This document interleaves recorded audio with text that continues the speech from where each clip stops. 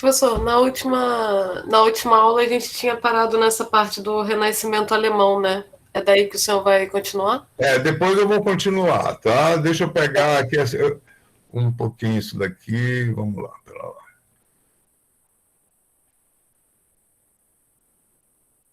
Não, eu quero aqui. Um instantinho aqui. Estou na História da Arte 1. Espera aí que eu vou ter que mudar aqui.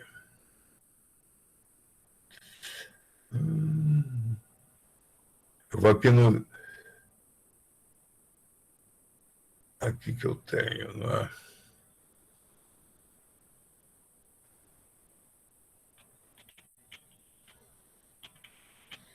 Vamos aqui um pouquinho do ilusionismo.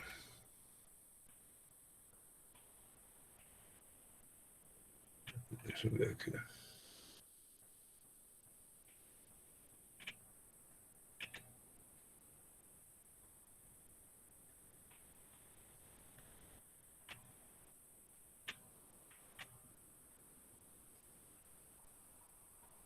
E vamos ver aqui um videozinho para a gente...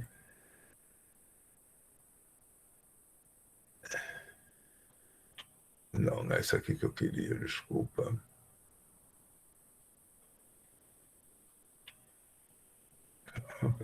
Esse aqui. Très bien. Ah, voilà une exception qui sort. Oh, superbe. Superbe. Que tu peux le channel? Donc, et caresse. On a peut-être une figure ici. Et c'est un sonnet de cette mosaïque. Evet, o da evet.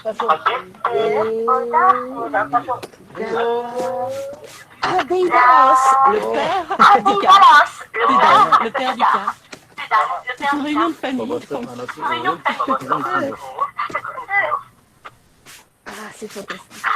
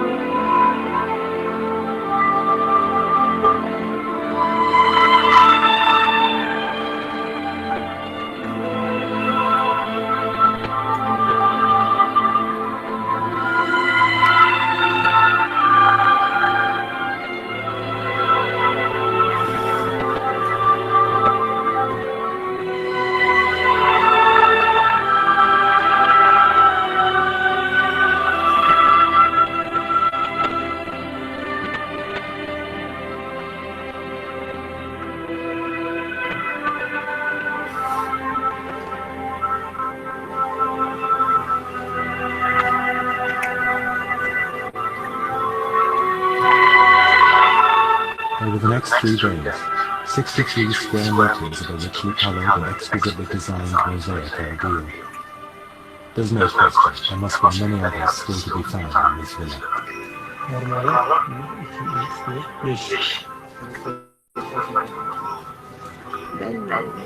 À ce point-là, ce qui est frappant, c'est vraiment la richesse des couleurs. Ne serait-ce que toute la gamme des verts, des bleus, et l'expression des personnages avec je sais pas, les Julia, les belles jeunes femmes, c'est voilà, extrêmement riche. Então, isso daqui é um mosaico, né? É um mosaico aí descoberto pela arqueologia, do tempo dos romanos, né? Da cultura greco-romana. Então, a gente tem aqui, olha só, as figuras elas são ilusionistas. Ilusionismo, né? O ilusionismo que é aqui para mostrar o cara trabalhando como se alguém tivesse visto. Mas isso é uma ideia, na verdade. Isso daqui não é uma coisa baseada na observação, baseada, não é como uma imagem do espelho. Né? Eu estou mostrando isso daqui, né? Porque vamos voltar aqui, como é que eu volto?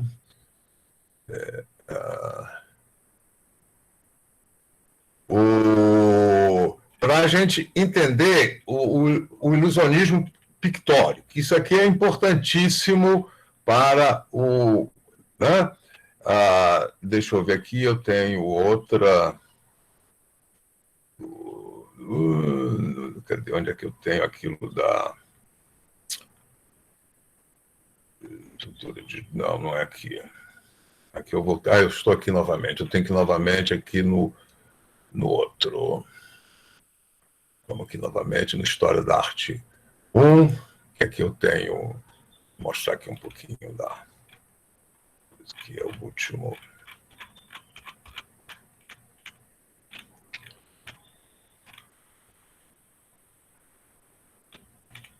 Aqui...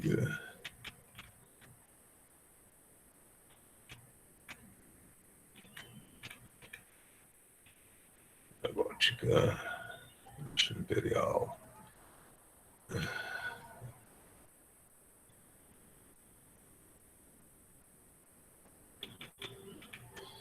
Então, vamos aqui... Aqui vamos pegar pintura da China, né? Deixa eu diminuir aqui. Então, vamos aqui. Aqui a gente tem uma paisagem chinesa, né? Deixa eu aumentar um pouquinho para ficar melhor. Então, a gente vê a montanha, tem uma noção de espaço 3D, né? A gente vê aqui, né, os morros, as montanhas, a montanha grande lá atrás, aqui as pessoas, né? Aqui nós vemos também aqui uma outra a paisagem, né? Tem a ideia de profundidade, tem a ideia de espacialidade. Agora, isso ainda não é a visão 3D. Por quê? Porque, né, isso daqui tudo é como ideias, não é? Isso daqui não é que você, indo ao local, você vai ver as coisas assim. Isso daqui são noções, digamos, de como da ideia de 3D, que já existe tanto, né, na pintura greco-romana, como também na pintura chinesa e depois também na pintura japonesa, né? Mas é como, né, aqui. Né? Então, a gente tem uma paisagem, né? Uma paisagem em que a gente vê aqui os prédios próximos, aqui o navio, né? Aqui os ambientes e tal. Se você for observar isso com calma, né? Isso dá uma ótima ideia de como é a paisagem, como é que são as coisas. Evidentemente, houve a observação, mas não há a preocupação, nem a finalidade, não é essa, de realmente, digamos,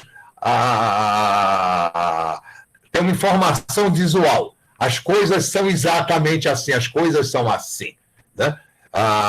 É para se ter uma ideia. Né? Então, porque qual é a visão bidimensional? A visão bidimensional é você organizar no plano, não é, as ideias visuais que são os ícones, as ideias de montanha, a ideia de árvore, a ideia de pessoa, de coisa, né? Então, como descobrir um jeito, né, de passar essa ideia visualmente, né? Então, tem o ilusionismo, inclusive, né, essa semelhança no retrato, né? O retrato já existe na Antiguidade, na Idade Média, né? Mas é sempre um retrato, digamos, ideal, né? É uma ideia, é como você fazer uma caricatura, você fazer um retrato, parece, né? Tem uma semelhança, mas não quer dizer, né? Como aqui, né? É maravilhoso aqui os cavalos, as figuras, né? Tá? Mas isso daqui passa uma ideia, não exatamente o que a gente vê. Isso não tem um correspondente, digamos, na realidade, não é? A partir da imagem, você não vai ter a informação, né? Aqui, por exemplo, né? Isso daqui são alguns metros, depois eu vou detalhar, né?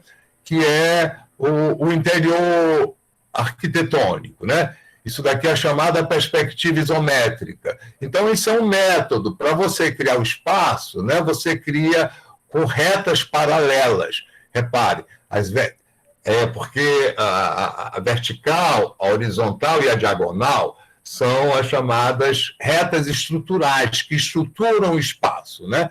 Então, aqui o espaço ele está todo estruturado, repare, com retas paralelas. As verticais são paralelas, as horizontais, né? Então, se você passa uma ótima ideia, né? A ótima ideia de como é que um casal aí sendo servido, fazendo uma refeição, né? Aqui um jogo, aqui mas reparem aqui, né? Então, isso é uma ideia que dá uma boa aproximação, mas não quer dizer que as coisas realmente sejam assim, né? Reparem como tem algumas incoerências, né? Como é que a artificialidade, que as coisas não são assim realmente na realidade, né? Aqui, por exemplo, fica mais evidente, né? Com o Renascimento vai surgir um tipo de imagem, um tipo de ilusionismo baseado no estudo da forma pelo método Brunelleschi e depois com a cor local, né? Que vai ser, digamos, uma imagem como a do espelho ou como a fotografia. Então, vamos voltar lá, aqui ao... Espera lá, vou aumentar isso aqui.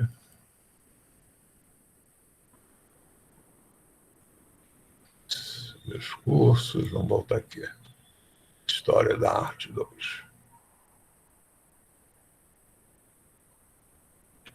História da Arte 2.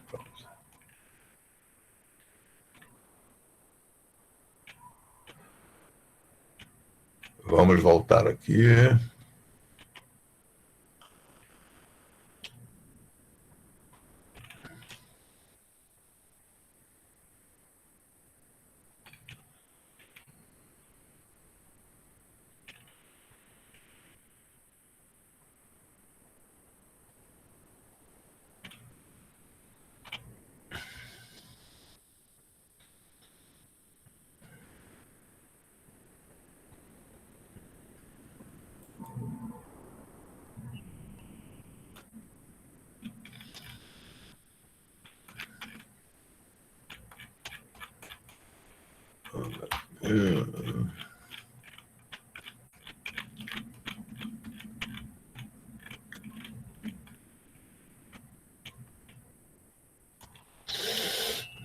Então, vamos voltar aqui, né? Por exemplo, aqui um desenho do Leonardo da Vinci, né? Aqui já é diferente, não é para você ter uma ideia do corpo humano, é para você ver o corpo humano, como ele é por dentro, né? Então é completamente diferente. Isso daqui, vamos dizer, é a imagem, o desenho, ele está dando uma informação sobre como as coisas são. Ele não está passando uma ideia, né, de como as coisas seriam, mas de como as coisas são. Ou seja, a gente pode, a partir disso daqui, confiar e verificar lá no corpo que realmente tem assim, né? Aqui é a mesma coisa, isso daqui não é uma ideia de uma oficina, não. É a forma como o observador posicionado em um determinado local, num determinado ponto lá, né? Ele olhando lá a oficina, ele vai ver isso daqui. Então, você pode se orientar, você tem informação daqui, né? A mesma coisa aqui, o esqueleto, né? Isso não é para dar ideia do esqueleto, né? Mas é para realmente, a partir daqui você vai informar, você vai, o osso é assim, eles estão articulados, né? São vários, são quantos, qual é o número, né? Tudo isso é rigoroso, baseado na observação, né? O domínio desse desenho permite também criar projetos, né? Criar coisas para serem feitas, coisas que ainda não existem, mas que podem vir a existir, né? Máquinas, como aqui, né? Mecanismos, máquinas, né? Vamos aqui um pouco mais adiante também, outros exemplos, né? Aqui com o Dürer, né? Aqui, né? Então, isso daqui não é apenas para dar uma ideia de um homem negro, mas é para mostrar um homem negro que foi visto, né? Ele é assim. É uma coisa específica, aquele fulano, não quer dizer que todos os negros sejam assim, né? O africano. Mas aquele é o fulano, a pessoa, é aquele indivíduo, aquilo que foi visto pelo artista, né? E a gente confiar, tem uma informação. É como, hoje em dia, uma fotografia, né? Ou uma imagem de vídeo, né? Aqui também, né? Aqui, né? Aqui, né? Então, isso daqui é o ilusionismo, né? Isso daqui é ilusionismo, né? A gente tem a visão de tridimensionalidade, né? Mas não é como lá no mosaico, como na pintura greco-romana ou na pintura chinesa, né? Que é uma ideia geral, que dá, vamos dizer, dá aquela ilusão, você vê a espacialidade, mas você não tem uma informação, né? Aqui, não, aqui é uma informação visual, não é apenas uma ideia. Aqui é como se você estivesse vendo a asa dessa ave, né? Então, a partir dessa visão, como se você tivesse visto, você vê a ave, você reconhece e pode estudar, né? É como aqui a lebre, né? Não é o ilusionismo, ele tem um caráter informacional. Ou aqui a árvore, né? Aqui, né? Então, isso serve para estudo, para a informação, a paisagem, né? Como informação, se você sabe, por exemplo, que realmente as coisas são assim, a partir da imagem você pode planejar, né, a distância, sem estar perto, né, um ataque, né? Como é que nós vamos ocupar isso daqui? Né? Como é que a gente vai colocar, onde é que vamos se posicionar e tal, né? É diferente de ter uma ideia vaga, né? E assim por diante, né? Então, isso aqui, né, qual é a grande diferença desse ilusionismo pictórico que surge com o Renascimento, né? É porque, a forma, né, que abstraindo da cor, é aquilo que você pode definir com as linhas, com o sombreado, né, que se faz com lápis, com a pena, né? Essa forma, ela é, né, criada no papel a partir da observação, né, científica, né, feita pelo artista. Ele escolhe um ponto de observação, né, e ali, a partir da observação, utilizando esse método lá criado pelo Brunelleschi, né, de como que entra o ponto de vista do artista, as linhas de fuga, os pontos de fuga, né, as linhas de fuga, etc. e tal, que o artista adquire, né, esse poder de informar os outros aquilo que ele viu. E alguém que chegue e se coloque lá na posição onde ele esteve, vai realmente ver. Você vai comparar aquilo que está com aquilo que você está vendo, tá certo? É realmente uma informação confiável. Então, isso muda completamente, né, as condições de visão do mundo. O que a gente pode ver, o que a gente pode ter como informação visual. Isso vai dar origem, então, às ciências modernas, né? Às ciências naturais modernas, além de novas ciências. Isso vai dar origem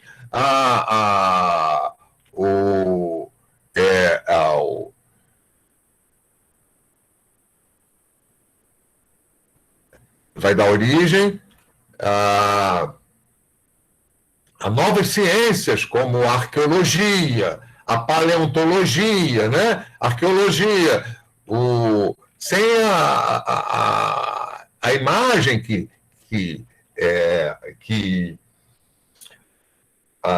traz informação, né, daquilo que foi descoberto lá de uma ruína, né? A arqueologia não teria se desenvolvido. A paleontologia, que é o estudo dos fósseis, também não teria se desenvolvido se não fosse a partir disso, né?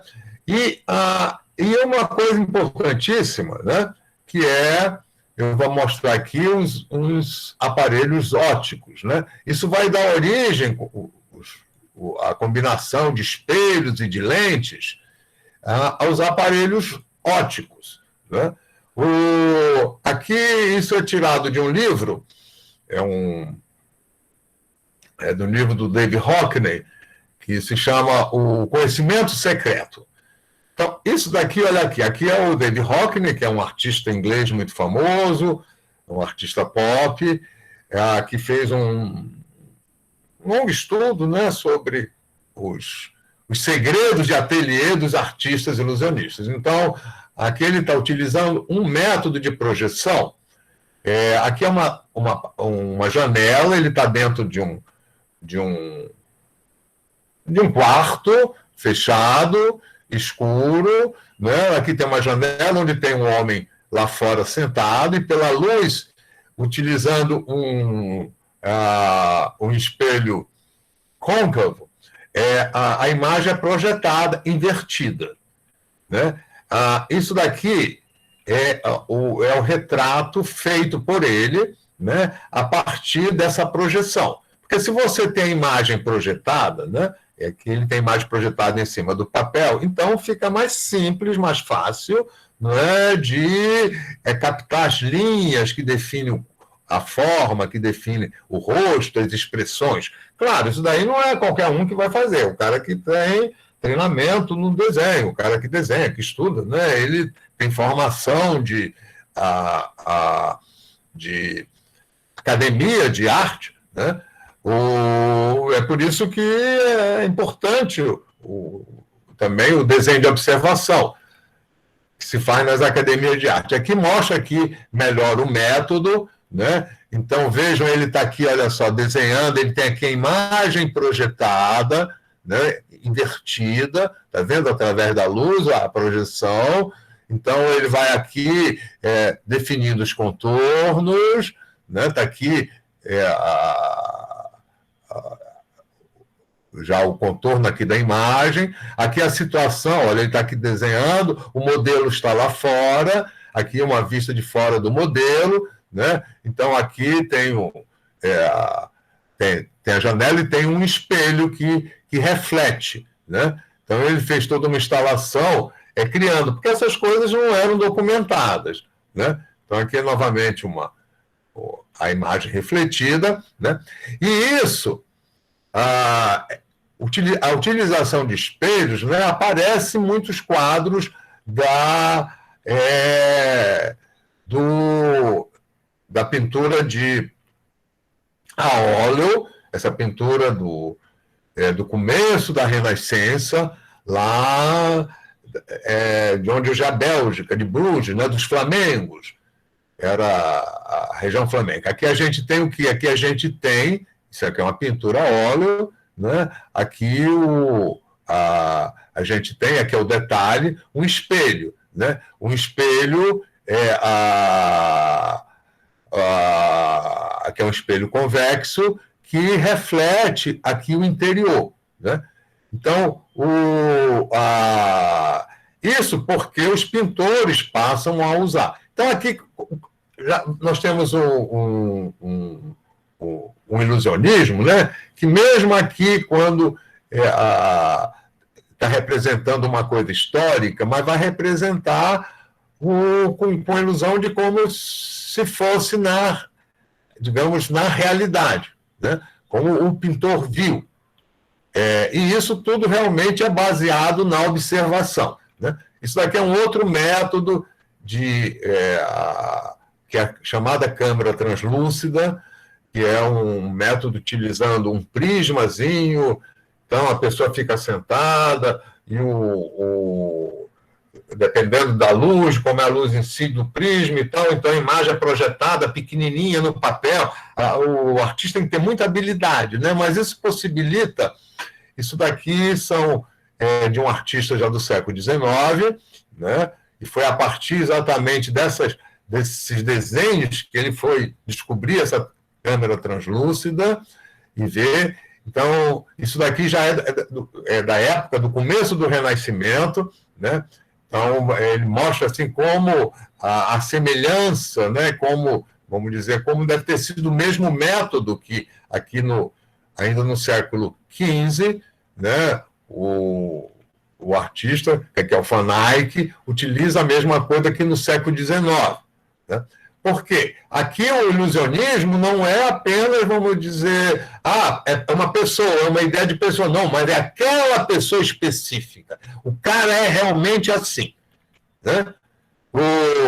Então, aqui são... E ele, utilizando os métodos, ele mesmo vai fazer, né? Então, aqui são os desenhos, os retratos que ele fez utilizando guardas lá de um museu, que serviram de modelo para ele, né? Utilizando o mesmo método, então ele vai mostrar como, né, esses retratinhos lá do Angre, né? Ele vai criar utilizando o mesmo método. E aqui são alguns exemplos, né, que é a origem remota da fotografia. Isso daqui são câmeras escuras. O que é a câmera escura? A câmera escura é um fenômeno, isso já se conhecia na antiguidade, os gregos já conheciam isso, é um fenômeno que, quando a luz intensa, né, passa por um orifício pequeno e penetra num ambiente fechado, escuro, então a imagem do que está fora, né, uma parte do que está fora, é projetada nesse ambiente escuro, daí o nome câmera escura, e vem câmara é quarto, é lugar fechado, né? As cavernas, por exemplo, elas têm câmeras, e se conhece exatamente a partir da caverna, então aparece a imagem invertida e refletida. Então, eles passam utilizando, já a partir século XVI, XVII, não se sabe bem, mas no século XVII, no século XVIII, isso daí vai estar realmente, vamos dizer, já difundido, se usa, tem, sabe-se, artistas que utilizaram. Então, aqui são câmeras escuras, né? A máquina fotográfica é uma câmera escura, não é mais do que isso. Só que aí tem um mecanismo, a coisa funciona automaticamente, né? E aqui é manualmente. Então, aqui o cara ficava lá dentro, aqui tem um conjunto de espelhos e... Deixa eu aumentar aqui a imagem. De espelhos e...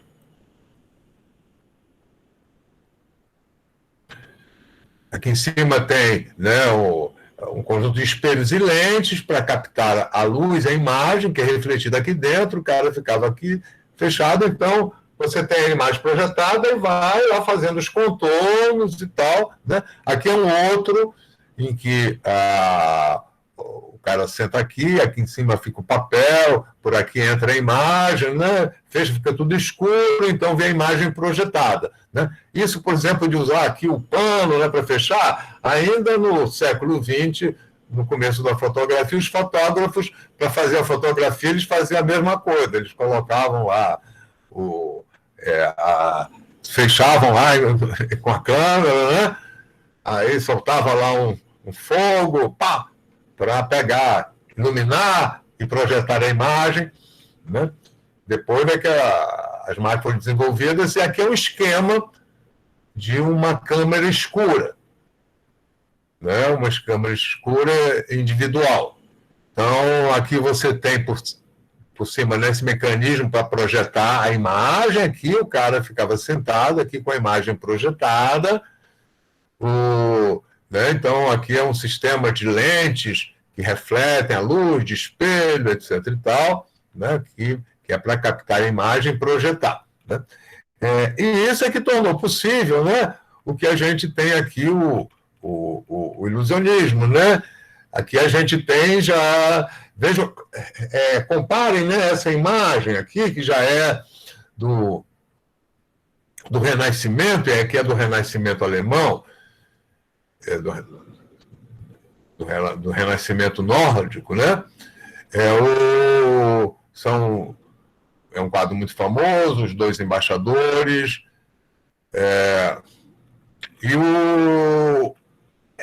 né? Então, aqui a imagem,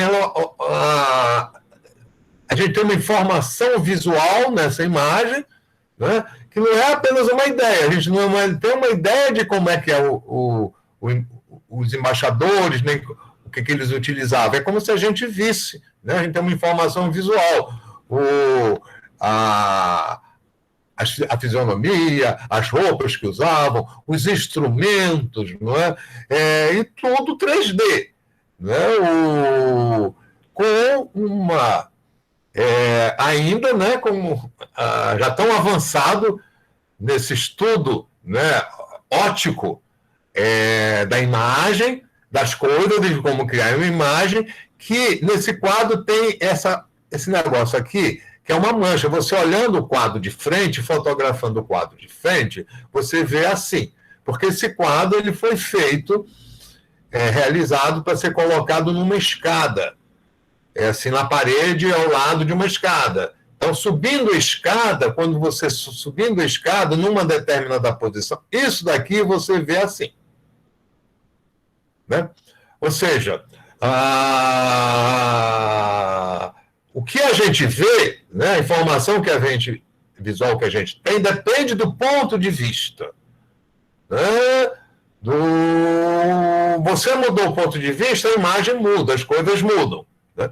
Então, a primeira coisa do quadro ilusionista é a criação do ponto de vista. Né? Então, deixa eu botar aqui.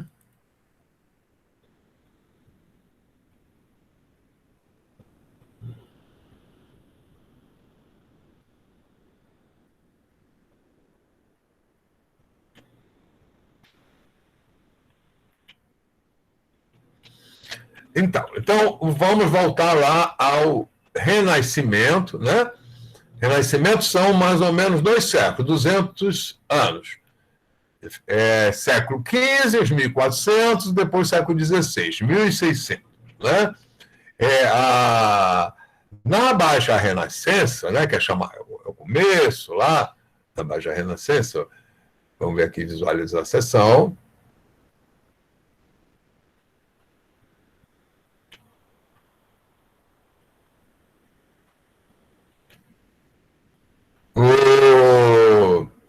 Não é aqui que eu quero na outra.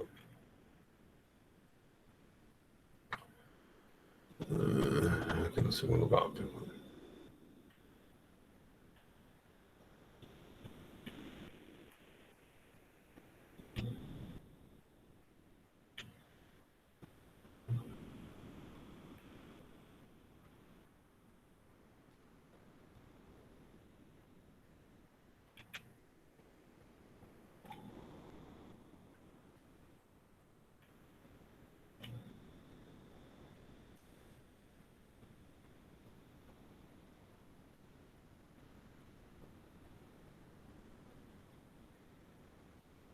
Bem, então nós temos, né,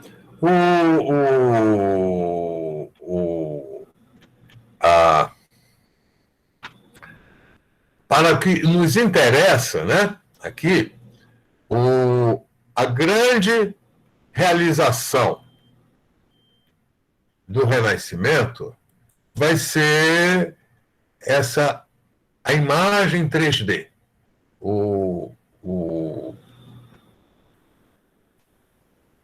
que é o ilusionismo 3D.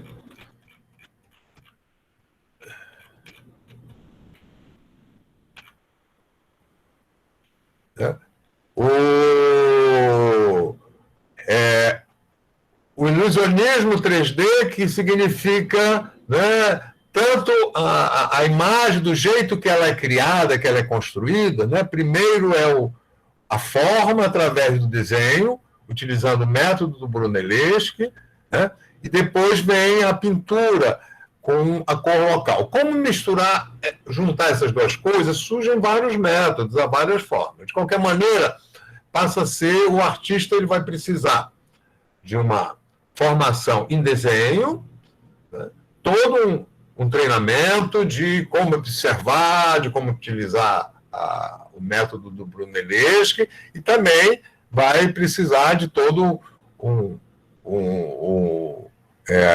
estudo, um treinamento da cor, de como utilizar as cores, né? Isso tornou necessária a criação de academias.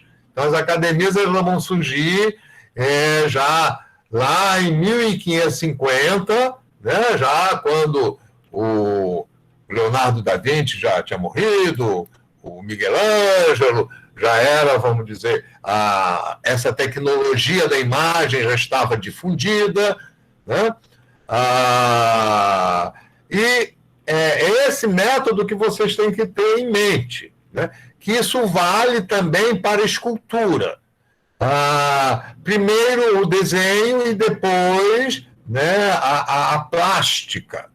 Então, com o desenho de observação, a cor local, a pintura, e no caso da escultura, o desenho de observação e a plástica, né? A plástica, que é a criação de modelos pequenos.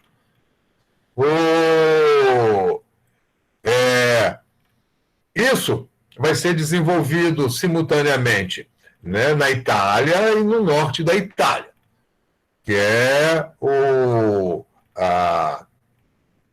aqui a gente vê o Renascimento italiano, o Renascimento nórdico, né, o alemão. Então a gente com isso o desenho ele adquire uma importância, né, inclusive como a atividade autônoma. Além de, vamos dizer, vários métodos de desenhar, de observar, de experimentar, etc. e tal, o desenho ele vai ser a base para o gravador, para o artista que vai trabalhar com a gravura, porque, né, esse desenvolvimento da imagem, essa evolução da imagem, né, que é essa imagem 3D, essa imagem que traz informação visual, ela coincide com o surgimento do livro impresso e da gravura em metal, né? O papel é uma importância fundamental, veio lá da China, né? No desenvolvimento do desenho. A xilogravura também veio lá da China, então a ideia da gravura, né? Aliás, né, assim, em termos... o livro impresso, digamos, as primeiras impressões surgiram na China, mas como era com xilogravura, não era uma coisa prática, não era uma coisa que revolucionasse e que mudasse as coisas, né? Então, que é muito complicado, fica muito caro, e na Europa, né, lá na Alemanha, então, na Itália, né, o tipo de metal móvel, né, que surgiu o livro impresso, a tipografia, né, isso é um alemão lá, o Gutenberg, e junto com isso, então, vai se inventar a impressão em metal, né, a gravura em metal. Então, junto com esse desenvolvimento da imagem, né, a pintura, o ilusionismo na pintura, baseada no desenho, esse ilusionismo vai ser transposto também para a gravura, né? Para a gravura. E então você vai ter outro tipo de informação, né? A escrita vai ter uma outra possibilidade, ela vai ter outro meio, ela vai ter o livro impresso junto com imagens que são feitas por gravura, que são também impressas, né? São multiplicadas. Então, isso é uma mudança radical em termos da imagem. Começa que a imagem ela deixa de ser uma coisa única, né? Que para você conhecer você tem que ir ao local, e ela passa a ser uma imagem que ela é móvel, ela é transportável, né? Ela é, já numa linguagem contemporânea, desterritorializável, ela não está lá presa a um território, né? Ela é múltipla, né? Então, né, aqui uma gravura, que é uma gravura do Dürer, o Dürer, né, que é esse cara aqui, esse pintor aqui, ele foi nessa época, assim, a vanguarda na gravura. E, aliás, o grande sucesso dele na época foram exatamente as gravuras. O álbum dele deixou rico, na época, digamos, seria milionário. E aí você tem, né, com a gravura, você não tem mais uma única imagem, você tem várias imagens, né? Você tem uma tiragem de 50, de 60, de 100, a gravura em metal, são várias técnicas, né? Então surge também um outro tipo de artista, além do pintor, do escultor e do arquiteto, a gente vai ter o gravador, um outro artista visual. Isso ligado ao livro, né? Ao livro impresso. Isso daí também vai transformar a arte, né? Por exemplo, a gravura, ela não servia apenas para ilustrar os livros, ou, digamos, como substituto do quadro, né? Tipo um quadrinho, você pode colocar uma gravura na parede, né? Um retrato em gravura também é um retrato, como um retrato pintado, né? Mas a utilidade vai ser exatamente associada ao livro ou ao álbum, né? O álbum impresso, inclusive e principalmente para reproduzir pinturas e esculturas, né? Então, as pinturas que antes, para você ver, você tinha que ir ao local, elas começam a ser divulgadas através da gravura, ser reproduzidas, né? Através de álbuns em que a reprodução é fiel e as gravuras elas podem ser coloridas, elas eram coloridas à mão, né? As estampas. Então, também os pintores eles deixam de ser locais, eles começam a ser conhecidos longe através das imagens reproduzidas, né? Aqui é um exemplo de gravura, né? É uma história de um santo, se refere ao passado, mas é tudo baseado, né, na observação direta, e a imagem ela se torna um documento que tem informação, né, de como é a arquitetura, como é que são os objetos, como é que as pessoas... com uma limitação, que é tudo estático, né? Então, esses 2 séculos, que é o Renascimento, né, a gente tem 3 fases, que são, né, a Baixa Renascença, é quando essa tecnologia está sendo inventada.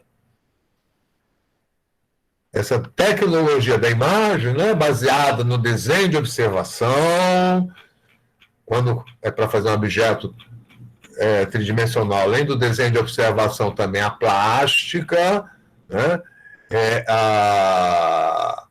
e a cor local, né? E isso tornou necessário, tornou imprescindível a criação de academias de belas artes, que é, em primeiro lugar, a academia de desenho, em que o artista, né, aí o pintor, o escultor e o gravador, ele deixa de ser um artista servil, um artista mecânico, e passa a ser considerado um artista liberal. Ou seja, a formação, né, do pintor, do escultor, do gravador, do arquiteto, vai ser equiparada à formação lá do sacerdote, do advogado, né, do político, nas academias, das academias das artes liberais, né, as academias filosóficas. Então, vão se equiparar. E o humanismo, né, é o que caracteriza a universidade. A universidade, que tem ainda origem na Idade Média, e que vai ter um grande impulso, então, a partir do Renascimento, né? O humanismo, o que é? É a filosofia greco-romana, né? Então, o Renascimento, né, ele vai trazer esse desenvolvimento do humanismo, da filosofia greco-romana, vai ser uma nova fase filosófica, vão surgir novos filósofos, né, que vão acompanhar essa evolução da imagem, né, o ilusionismo. Então, a gente vai ter essas grandes mudanças, né, na filosofia, elas vão acontecer já no final do século XVI e principalmente no século XVII, né? O mais importante nisso vai ser Descartes, né? O francês Descartes, que é um matemático, Newton, né, que é um físico, Leibniz, né, o Spinoza, que é um cara que vai pensar a questão de Deus, né, de forma lógica. Então vai surgir enquanto o humanismo, né, o humanismo greco-romano o humanismo greco-romano a gente pode resumir em 2 coisas, né, que é o platonismo, que vem de Platão, e o aristotelismo, que vem de Aristóteles. Platão e Aristóteles foram 2 filósofos que deixaram uma grande obra, vários livros, né, que eram livros manuscritos, Ah, e o Platão foi muito importante para que ele se ocupou com a questão da estética, a questão da beleza, né? A definição da beleza, o que é o belo, né? Então, isso vai ser muito importante para a concepção de arte do Renascimento, né? E o Aristóteles, que era a ciência da antiguidade e da Idade Média, né? E o Aristóteles, né, é chamado empirista, porque é uma filosofia baseada na experiência, mas na experiência que era possível antes da imagem do Renascimento. Ou seja, a experiência daquilo, né, que você tem ao alcance dos olhos, ao alcance direto, vamos dizer, que é o racionalismo. O que é o racionalismo? Racionalismo, né,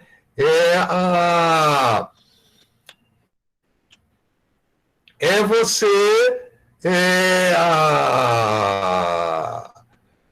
o racionalismo tem duas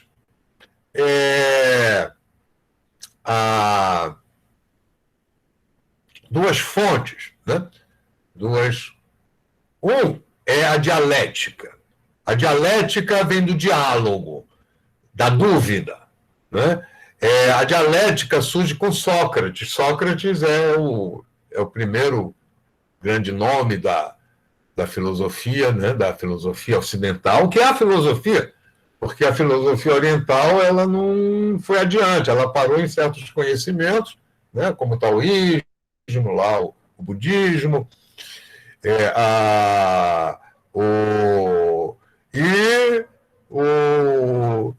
enquanto que a filosofia grega vai ter um desenvolvimento com a filosofia depois cristã, a filosofia árabe, né? E depois a filosofia do Renascimento, e vai ter por causa exatamente disso, que é a dialética, ou que é o diálogo, que é a dúvida, é o colocar em questão, né? O Sócrates foi um filósofo que não escrevia, foi sacrificado, né? Ele foi acusado indevidamente de estar pervertendo os jovens, a juventude, tal, e foi condenado à morte porque ele manteve a sua postura, que é a postura que ele irritou muita gente, criou muito problema, que é o pensar filosófico. O pensar filosófico que é a duvidar, é mesmo? É isso assim mesmo? Por que é? Não, então, o Sócrates é aquele cara que ele começava a conversar com as pessoas, ele colocava uma... Aí você tem certeza, é assim, e aí ele acabava destruindo os argumentos, as pessoas ficavam em situação muito... Por isso que ele acabou sendo eliminado, né? Mas isso foi transformado por Platão e por Aristóteles no método de pensamento, né? Então, o Platão ele vai criar os diálogos, né? São os diálogos de Platão, são os livros de Platão. Aliás, tem eu posso até mandar o texto para vocês, que é o Banquete, que é um texto importantíssimo, sempre atual, né? Em que o diálogo de Platão são vários personagens, né? Que eram personagens da época, né? Realmente pessoas, inclusive o Sócrates sempre aparece. É interessante porque a gente não sabe se o Sócrates que o Platão usa era realmente o Sócrates que existia, ou seja, o que ele diz que o Sócrates falou, que está no livro do Flávio, a gente não sabe se o Sócrates mesmo é o Platão que está dizendo, né? Escrevendo. Então, mas de qualquer maneira é a coisa socrática, que é através do diálogo, da discussão, do debate, né, que um afirma e o outro diz que não, para se chegar a uma verdade mais profunda, né, algo mais verdadeiro, não é apenas uma opinião. Então, isso é um método, e o Aristóteles, que vai ser se diferenciado, seu mestre, né, do Platão, porque Aristóteles estudou com Platão, se formou com Platão. O Platão foi quem criou a academia, né? É o que vai dar origem à universidade. E o Aristóteles ele vai acrescentar a observação, o empirismo, né? Porque a grande questão do humanismo é a questão do ser, né? O que é o ser? Como é que a gente conhece o ser? Né? Então, o que é o homem? É um ser. O que é o cachorro? O que é um ser? Como é que a gente conhece e tal? Né? E a vida, as coisas todas, vamos dizer, essa questão do ser. Então, através do diálogo, a gente vai, da discussão, né, da dialética, a gente vai conhecendo melhor o ser. Né? O ser de qualquer coisa que existe. Isso é o método do Platão. E o Aristóteles vai colocar a observação, o empirismo. O empirismo é isso, é baseado na observação. Só que, com um tipo de imagem que existia antes, essa observação, essa comparação, para a gente ver se realmente é verdade ou falso, né? A questão da filosofia, como a questão da ciência, é essa: é o falso ou o verdadeiro. Né? E então ele vai colocar observação e empirismo, né? O que vai permitir entender as coisas, os seres, né? Classificando. Né? Então, então as espécies, né? Quais são as espécies, o que é animal, o que é vegetal, o animal racional, irracional, tudo, vamos dizer, essas definições, né? É muito importante o Aristóteles, né? Que com Aristóteles a biblioteca, né? Passa a ser organizada, passa a ser uma coisa importante, o jardim botânico, uma coisa importante, né? E também, depois, o jardim zoológico, né? Por exemplo, o jardim botânico, qual é a importância do jardim botânico? É que ali você pode observar as plantas, você pode classificar as plantas, você pode organizar, ter uma visão. Né? Então, o racionalismo ele é baseado nisso, na dialética, né, da discussão, para ver o que é falso, o que é verdadeiro, o que é mais falso, o que é mais verdadeiro, etc. e tal. Né? E na observação que permite a classificação, a diferenciação, né? A hierarquização dos seres do existente. Com a imagem renascentista e com o Renascimento, então vai surgir uma outra filosofia que vai ser o racionalismo empírico, não é mais o racionalismo filosófico, né? Não é apenas, digamos, a classificação, a separação e a dialética, é isso, mas é acompanhado da observação da realidade, utilizando as imagens. Né? Então, a gente vai ter uma nova filosofia, né, racionalista, em que Descartes, né, a Newton, Leibniz, né, Spinoza, né, e depois outros que vão seguir, né, vão dar uma outra visão de mundo. Isso daí vai ser o racionalismo empirista. Tá? Então, o Renascimento, né, são 200 anos, a gente tem, né, o chamado Baixo Renascimento, que é ainda o século XV, né, chega lá no final do século XV, no começo do século XVI, a gente tem o alto Renascimento, é o auge do Renascimento, né? E já lá pela metade do auge do Renascimento, né? Nesse auge do Renascimento é quando surge o Renascimento italiano e a gente tem a alta Renascença alemã. E depois, né, com isso daqui nós já vimos, e lá pelos meados do século XVI, né, nós vamos ter a fase final do Renascimento, que foi chamado de maneirismo, né? E esse maneirismo é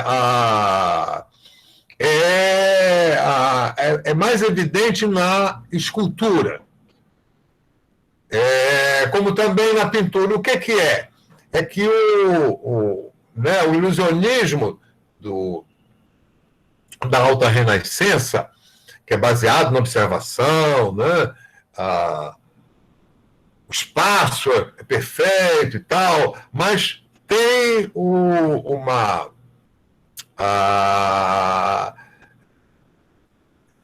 as imagens são, digamos, estáticas. O maneirismo vai procurar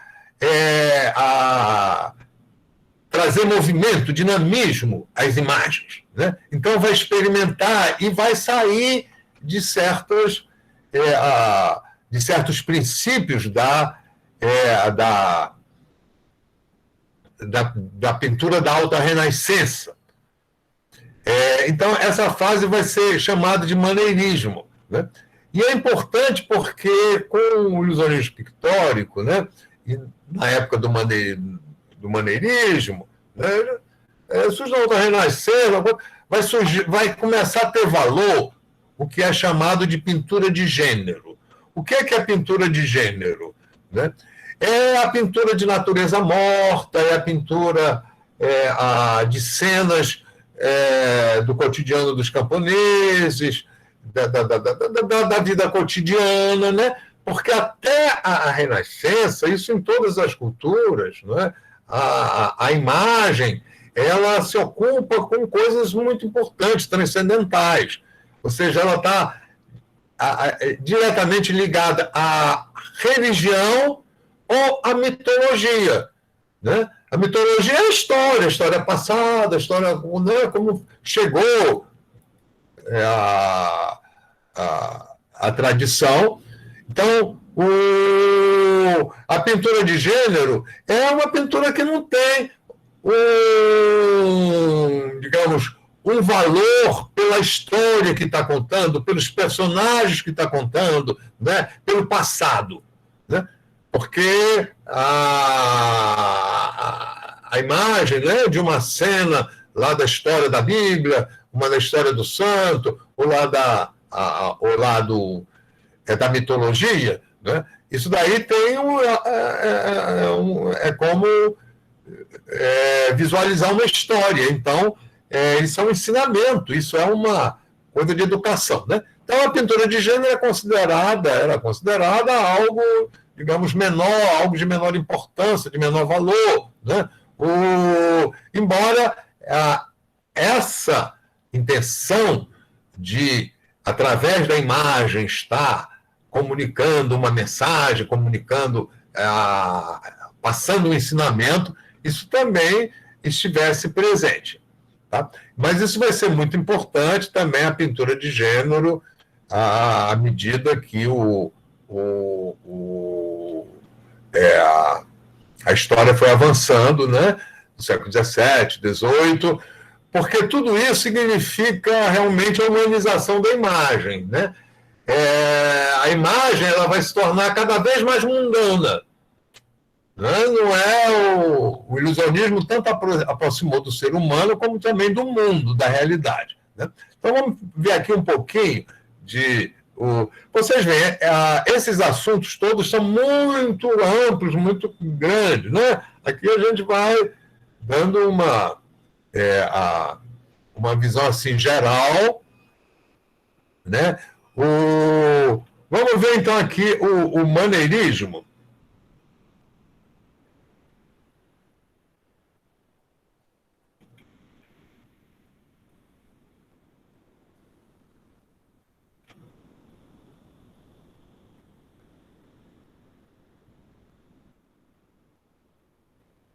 Professor, desculpa, eu preciso sair, porque eu tenho outra aula agora às 10. E já terminou, né? Já terminou agora.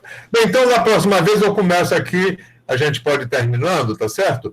Eu vou começar da próxima vez, só vou passar aqui rapidamente, tá certo? Com o maneirismo, tá? O maneirismo e a pintura de gênero, ok? Eu só vou passando aqui rapidinho, aqui, aí depois nós vamos ver assim, isso daqui com mais detalhes. Isso daqui a gente já tem o maneirismo, né? Em que a pintura, né? A pintura vai ter o ilusionismo vai ser expandido.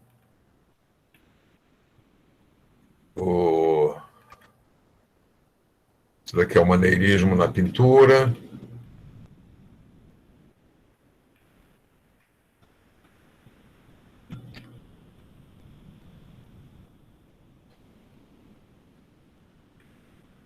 Aqui é o Greco.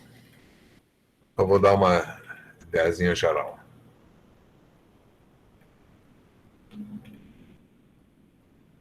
Depois nós vamos ver aos poucos.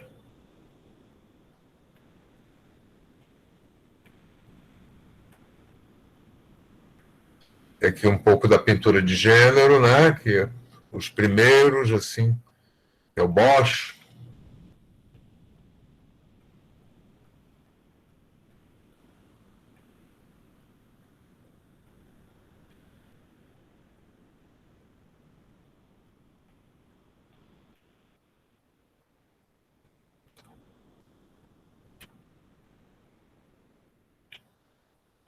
Depois o Bruegel. Então, nós vamos começar na próxima aula. Então, nós vamos começar aqui pelo maneirismo e pela pintura de gênero.